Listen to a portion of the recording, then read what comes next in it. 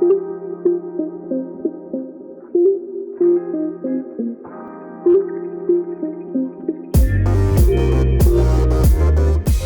everybody, and welcome back to another episode of the Max Runs 30 podcast.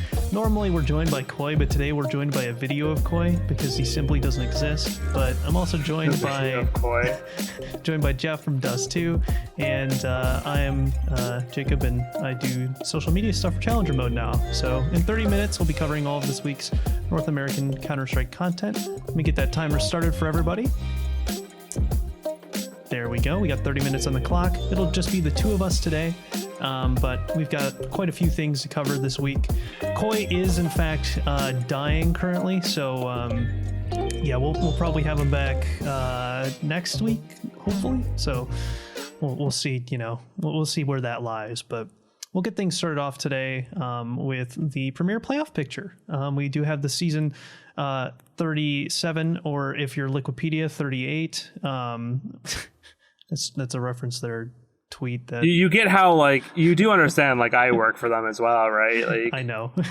this isn't like a dunk. This is like, oh, it's not a dunk. It's a light. if anything, this is self-owned because our show notes are just stolen, like, graphics from them. So I mean, kind of true, but but yeah, I mean, the season 37 playoff picture is finally complete, and by a complete, just the matches were kind of crazy at the end there. Team Censored put away Third Impact and caused them to go full emo and beat them 2-1. And now RBG and Team One have made it into playoffs. well, I do want to give credit where credit's due. Jojo from Mythic has pointed out the fact that apparently the team haven't won a single match since they came back together, which is kind of insane when you think about it, because the whole premise of coming back together was like them recognizing they were a great team. So something is very wrong in the Third Impact camp. Yeah, I mean, just from what I've heard, it's kind of sounding like they've been apparently pretty readable. That was coming from Team Censored, was that apparently they were kind of pretty readable in their match. So which is a pretty fucking strong indictment of a team when it's one of the bottom tier Premier teams says, yeah, you're pretty fucking easy to read. Like, yeah, which, I mean, to be fair to Censored, they played hella good in that matchup.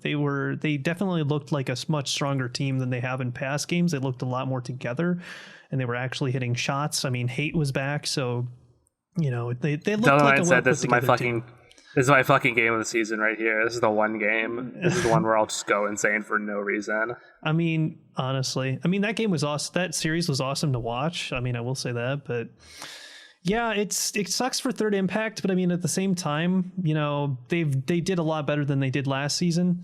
Like, they started to kind of finally put some wins on, and I think we'll have to see how the off season treats them. Currently they're I think they just got taken out in the DreamHack quali. Well, they got sent to the lower bracket. Bracket, that's what it was. Yeah, with an absolutely pathetic loss to Counter Nature. Yeah, I mean, it kind of sucks because it's like it's been like a buildup of like season after season for them, where like they tried to not get relegated that first season. Then the second season they showed some pretty decent. They showed that they belonged in Premier, and then this season, of course, they still definitely showed that they belong in Premier, but like they might not end up in Premier, so you never. No, they're guaranteed the spot for next season. Oh, they're back for season 38. Yeah, right. Mm-hmm. But it's just a matter of can they convert themselves into playoffs? But I suppose if we're talking about playoffs here, and not teams that have been eliminated by playoffs, off the back of that loss to Censored, that allowed Team One to make it in, and for RBG to make it in. So the bracket kind of sits. Let's go through each match and let's kind of give what our thoughts are for these first 4 playoff matches and kind of go from there. So the first one is Pain versus GDPR. I think I know where we sit with this one. There's not really a lot of surprises with this one. Yeah, it's going to be Pain. I mean, I think someone pointed out Pain hasn't lost a single map since coming to North America, in ESEA League play since coming to North America. So yeah, they haven't. They're one of 2 teams you could realistically see. Yeah, they're one of only maybe 2 teams you can see realistically winning the event outright, is either Pain or probably Extra Salt. Yeah, that's probably where I'd probably sit too. I will say I will give credit where credit's due with GGPR though. Like Lowrider can't keep fucking getting away with it. Like he just can't, because this team kind of snuck up on everyone, I think, because they didn't play till week 3, and I think they started the season like 1-2 and ended up taking it back to be like 5-3. So I don't think we really had any expectations for this team. If you go back and watch the show from then, we said this team obviously wasn't anywhere near as good as the old iteration of the team, and it's kind of like a bunch of mismatched parts. But outside of the traditional narrative where it says, yeah, because I feel the traditional narrative is that like Lowrider isn't a visionary IGL, but I mean this is the second team he's taken to Premier Playoff, so it's kind of like I don't know if that means there needs to be like revisiting of Lowrider's impact or what's going on here, but like this is by making playoffs is already a successful season for the org and for Lowrider and for the team. So yeah, I'd have to agree with that. Now, let's see. There was one thing I wanted to double check on that really quickly, just to make sure I could provide a little bit more commentary on that. I mean, okay, so they did make playoffs in Group B, which they won where they needed to in order to get in. Which the craziest thing to me is that Secret Club misses out on playoffs with a better record than Triumph and GGPR due to the head-to-heads. Isn't that crazy? Because Secret Club finished the season off 5-3. GGPR and Triumph are 4-3, but both Triumph and GGPR beat Secret Club. So it's just wild to me. But Secret Club missed out. Oh no, Triumph and GGPR are 5-3. Oh shoot, no, I'm forgetting the forfeit. Yeah, the forfeit wins. But sorry, no, I think because the first HLTV shows points. HLTV doesn't show the forfeit wins. That's why I pointed out. Because realistically, I mean, so what? So that means realistically then that because Secret Club. Well, I mean, if you really want to look to why Secret Club missed out because they lost to Triumph and they lost to GGPR. Right. Like that's all that there really is to it. Yeah, they lost both head-to-heads. Mm-hmm. It's just I thought that was kind of funny. I don't know if this is going to be a contentious opinion, but I kind of didn't really want to see Secret Club in playoffs. I mean, what they have because I feel like it rewarded like. Yeah, and I feel like it kind of rewards like a lack of. They had time to find a new player, and they just kind of got complacent. And I don't know. I know that this team's going to is probably going to be completely different next season. So I'd rather they don't make playoffs and just sort of have like a mediocre showing with their IGL playing at like 5 a.m. in Sweden, than have a team like Triumph or have a team like Triumph or honestly GGPR that's actually like a cohesive unit. I mean, you do say that, but then again, you do have GGPR with a stand-in, so I guess you really can't win with these teams. Like, I mean, that is the age-old tale of North American CS by any means. Yeah. So, well, okay, so that covers Pain versus GGPR. So GGPR, by our prediction, will get sent to the lower bracket, and then RBG versus Extra Salt. I'm going to be honest here. I'm going to have a hot take. RBG. Okay, I still think RBG goes to the lower bracket here, but I think they put up a good fight. And the reason for that is because, they looked a little shaky when they were playing against Third Impact a little while ago. They had this rough patch. Even when they were playing up against, who were they playing? They were playing, it wasn't a playoffs team, but my brain is... Was it Godsent? No. The Cash Cup? It was. They played against. It was Mythic. It was when they almost lost to Mythic. Those couple of matches were those were scary, right? And they had a really rough patch. But then they kind of played Team One, and they woke up. Like they looked really good. And Team One recently beat Pain. Like that. I think they're RBG might have kind of found their way back into things. We'll have to see. I think they put up a good fight against Extra Salt, but I don't think that I don't think they have enough to win. I don't know. I feel like I'm going to go exactly the opposite in this way. This team's kind of seemed like it's been running out of momentum for me, and I do think it's reached its theoretical peak. So caveat that Extra Salt, if I think Extra Salt are playing from North America, all of them with good ping, I think they take RBG out without. I think they might take double digits on one map, but the other map just is like a blowout for Extra Salt. I think Extra Salt are just looking too hot right now, and I think RBG have just been too ropey.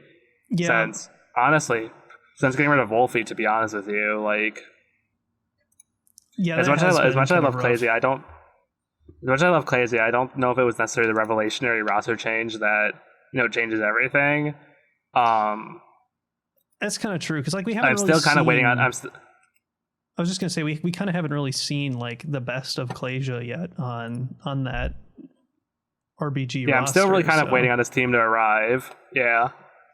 Yeah, I don't think we've seen their peak. They're definitely still figuring something out. It's just the fact that they did take it to Team 1 and they did win that match. That is a good showing from them, especially considering Team 1 has been looking so good recently. We'll have to see, definitely. I mean, that's kind of like the cop-out way to answer it, is like, this one's going to be close. But yeah, I think Extra Salt has definitely been playing on a really high level, especially considering they've been playing from they played GDPR from Europe or whatever, and they still and they just battered them. Yeah, I think they even played with Modem. Yeah, and they played with Modem instead of Sonic. Yeah.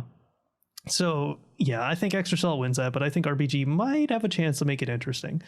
So next up, we've got Party Astronauts versus Triumph. This one for me is easy. I think Party Astronauts.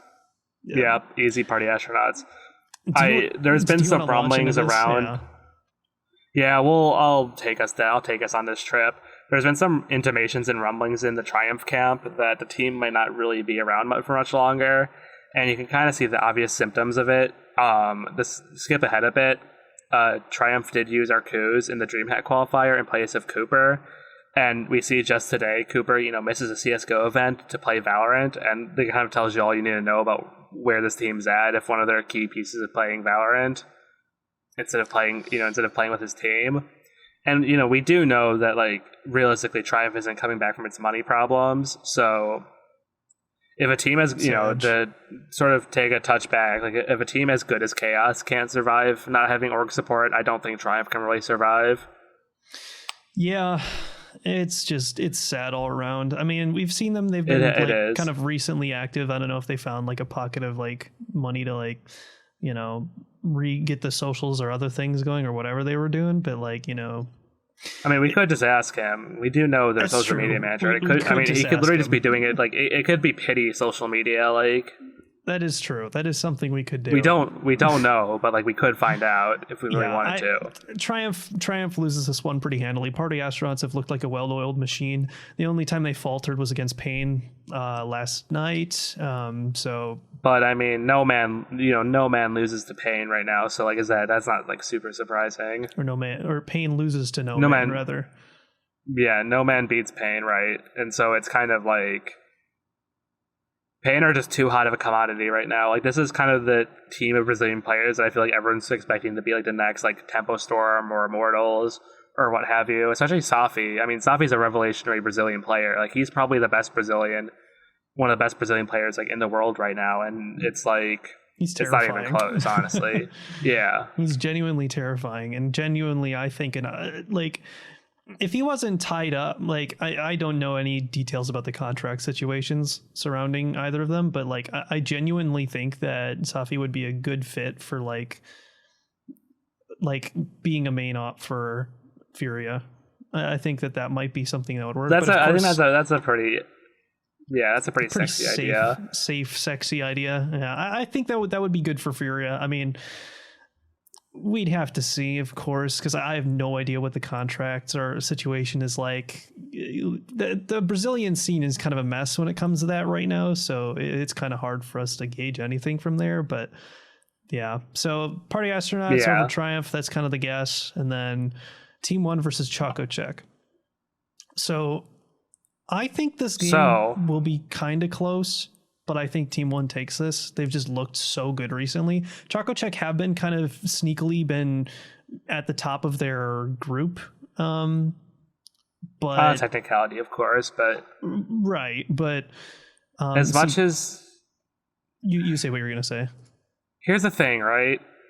Team One they have been getting better ever since they added X and S, but unfortunately, Choco Check are just they're just pug, like they're just Omega Pug stars, like there's just too much firepower in that team, and I just don't know if Team One is like ready for they that. Have mobs, though. I don't know.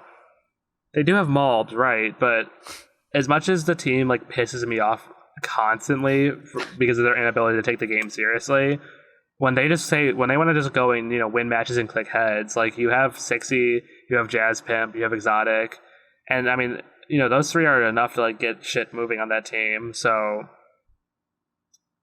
yeah, they do have what word? Why am I forgetting the word? They have a surplus of firepower on that squad, and I do think that Stamina's been doing a good job at making them look tactically viable in a lot of situations, but we have yet to see that. Like the one thing like that always comes to mind with that squad is like most recently, tonight we had like the whole, is Sixy late or does he have a prior obligation or whatever? Like, if you don't want people to get like, if you don't want people on Twitter to like question what's going on, just use your platform to say, hey, you do have a team Twitter account. You can say like, yeah. And like, if you put something out, people will be like, oh, okay, that's what's going on. It's just like, if you communicate to the general public, CSGO. Yeah, if you communicate to the general public about like what's going on with your squad, you'll find much less ire from journalists about like, oh, what's going on here, Sorry, at Choco Check fans, I'm at Walmart right now, working the 9 to 5. I will try to get to the match as soon as possible, but we have our good friend Tropical, who is still our roster leader, coming. Yep. Any minute now. Well, yeah, so I think that kind of covers the first 4 matchups of the playoff picture. Actually, shoot, I also wanted to cover the structure really quick because I think it's different from last season. The playoff bracket? It's not the bracket, but the way that it's scheduled. Yeah, so this season, Tuesday on the 22nd, it is the upper round 1, which is this might be the same as last season. I don't quite remember. Well, the only appreciable difference is that the matches are happening a week after the end of the regular season as opposed to like 3 weeks. Yeah, so that's all. I mean, that's good. Like that's. You don't want to give teams time to get cold feet. Was playoffs stretch across 2 weeks this last season, or was it 1? I think it was last season. You mean? Yes. Yeah. No. I mean, let's see. In season 36, playoffs started. Now, playoffs started on the 13th and ended on the 18th. So no, it was over 1 week. Okay, there was a huge gap. There was just like a month-long gap between the end of the regular season and the start of playoffs, which is not what you want to do ever, because you don't want to give premier teams time to make roster changes or implode, because they will do that. So you have to say we're doing fucking playoffs now. But they did have the roster lock. But yes, I get what you're saying. Yeah. But so this season, of course, just so everybody has an idea of what the schedule is, if you weren't familiar, Tuesday it's upper round 1. That'll be all 4 matches. Wednesday it'll be upper round 2 plus the lower round 1. Thursday will be upper round 3, which is the upper bracket final, combined with the lower bracket round 2, which is a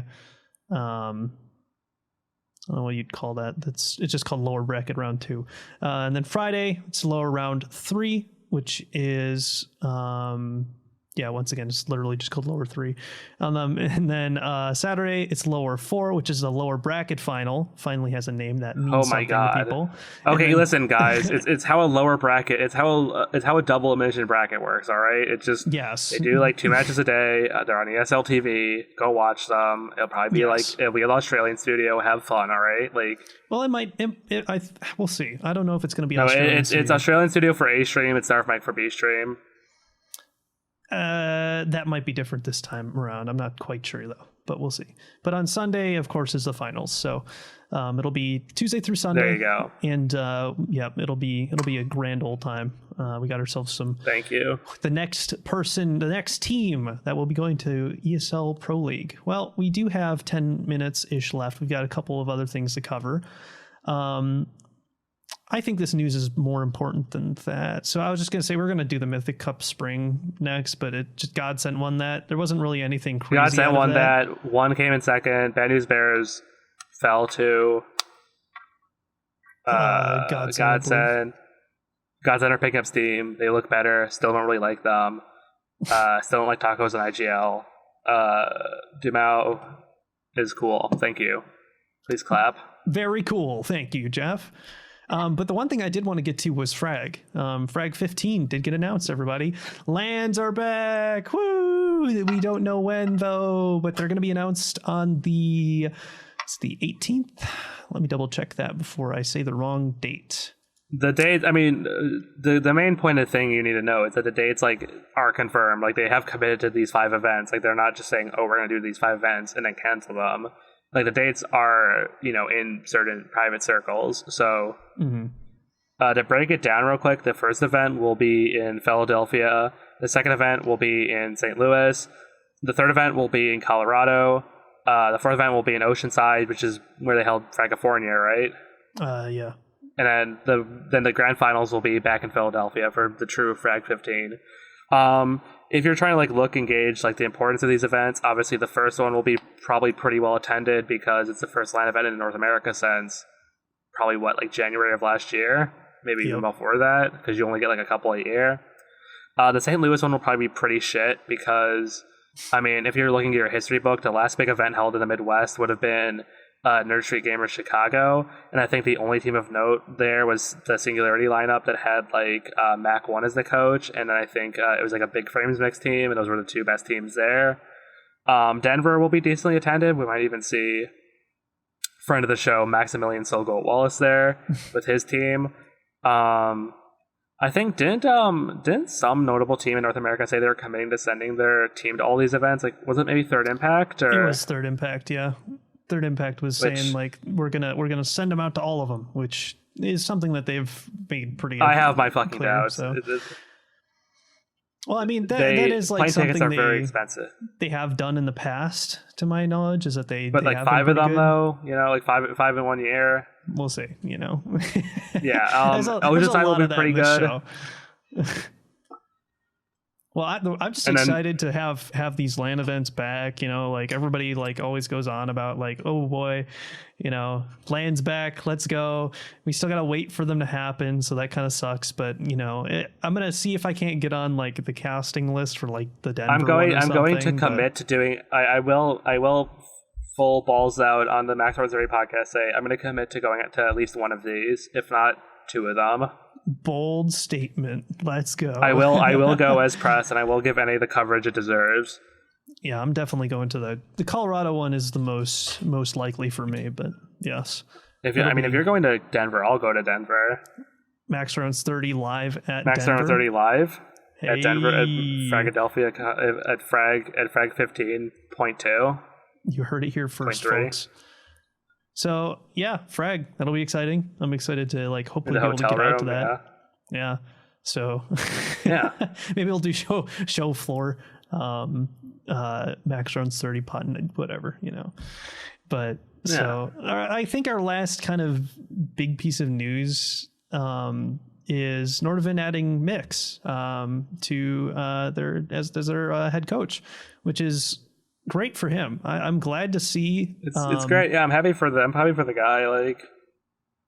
Being able to just get that head coach position finally. Of course, it is over in the EU, so it is what it is. But I'm just glad to see him get work outside of a dying Cloud9 that was apparently the terrible work environment because of the impending stress and expectations held over their heads. So yeah, and I mean that's a good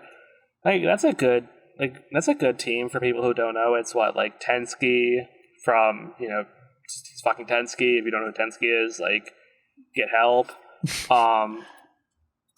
like Mertz. you're watching an eclectic CS:GO podcast, like read a book or something. I don't know. It has Mertz, who might be stolen by Australia. So, poor Mix has one of his like key pieces stolen immediately. I think that one was HS, who's the Mertz stolen by no, that one thing is kind of sus. I don't fucking believe it. You have HS, who played for the really weird Optic lineup that had like Freiburg. He did some other shit. He played with Game Legion. You have Supra, who played with the Gambit Youngsters. He's basically like, the guy on like the Beatles who like left the Beatles before they were the Beatles. That's like the guy. It's like he like Hobbit is like the George Harrison of the group, whereas this guy is like the searching for reference study. He's the Pete Best of Gambit, where he left right before the team became number one in the world. And then you have Merbet, who's just this like German guy. He's like a decent IGL. So I mean, like he has pieces to work with, which is like good for him, Mm-hmm. And like that roster, there's not really a whole lot to say. Yeah, I was gonna say there's not a whole lot to say about it, but like that roster overall has been playing pretty well recently. I mean, they've been kind of doing their stuff in like is that Eliza invitationals? Eliza, like, oh yeah, is that what that is? That in those invitationals, the EU event. Most notably, they have been able to take a map off of Entropic, which that roster is kind of a lot better than like some people realize. The X Windstrike roster, which apparently they're going to be going ham after. They were talking about like we're taking Windstrike to court or something. So that's also fun. A CIS org not paying its players. God, I know, shocking. What are you gonna tell me next? Any orgs don't pay their players either. Like, what are you gonna tell me next? Like they've got people like using radar in the major or something, or players on Choco Check have thrown matches before. Oh no! Oops! You can't say that on a broadcast. Whoops! Oh no! Well. Oh no! I mean, okay, but to kind of like put a little bit of a pin on this part of the story, they do have an upcoming match on the 19th with a rematch of Entropic. So maybe we'll see. I mean, it's not a lot of time for Mix to really work with that roster, but. I mean, but if you watch the match, support the team. If there's not going to be any NA teams left, in 2 years, at least we might have some NA coaches make it out. Speaking of that, it hasn't been announced yet, but there's this fellow named good friend of mine, good friend / colleague / person who I harass on Twitter, Day V1D. He's this person who used to be a manager / analyst for CLG way back in the day, and he's kind of been like an NA journeyman coach. He's recently been working with Direwolves over in Australia in AU Premier, and that team recently scored a win over Renegades, who are the default best team in Australia. So like things are definitely looking up for him over there. And I will say like he has been highly reviewed as one of like the most like analytical coaches. So, like he's another NA success story. And that in a place that in a world that's starved of NA coaches. Yeah, that's for sure. And Direwolves recently have been looking like undefeatable. They like this last like month and a half, they have not lost a single matchup. So at least not in their ESC Premier matchups. The show has completely gone off the rails because we've just spent like 10 minutes talking about Australian and European teams, but. It's all right, this was a pretty thin week on news, so I mean I'm happy to talk about just goings on with NA around the world. NA, but it's global. Speaking of NA around the world, we have about a minute left.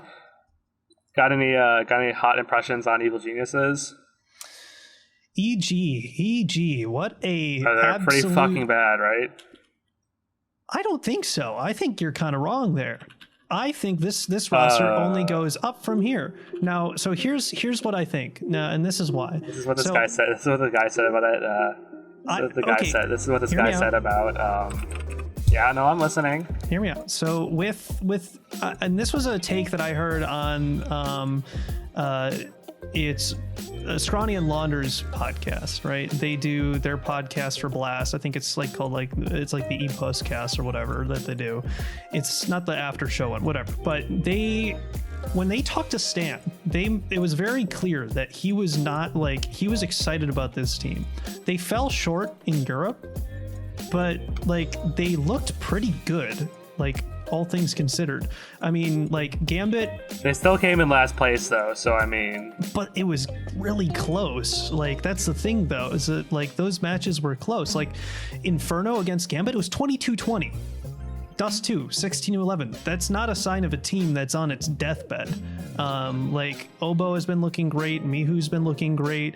Like Cirque and Breeze have been kind of in Circa's been out to fucking pasture for months now. I don't think this is the end for this team. I think Evil Geniuses, I think it's going to be, we'll have to see how I think their next event is going to be defining for this roster and if there's going to be future changes.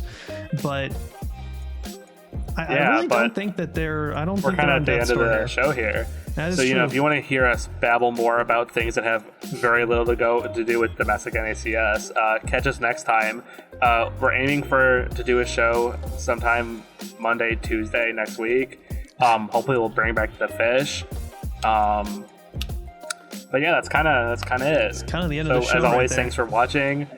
Yeah, hope you enjoyed putting up with this long rambling episode where just two old men yelled at NACS, but as usual. But yeah, so make sure you like, subscribe, whatever, all that stuff. And also be sure to check out the audio version of our podcast. We're trying to push that a little bit more. But we are considering doing a live show sometime soon. We'll have to see how that pans out. But leave some comments if you'd be interested in maybe watching a live show, or if you'd be interested in anything with that. So we would consider doing it as a normal show, and then maybe doing an overtime segment. We'll have to see. We're just teasing it here. It might happen, might not happen. Watch this space. It might happen. That's true. So, all right. Thank you, everybody, for tuning in, and have a fantastic rest of your day.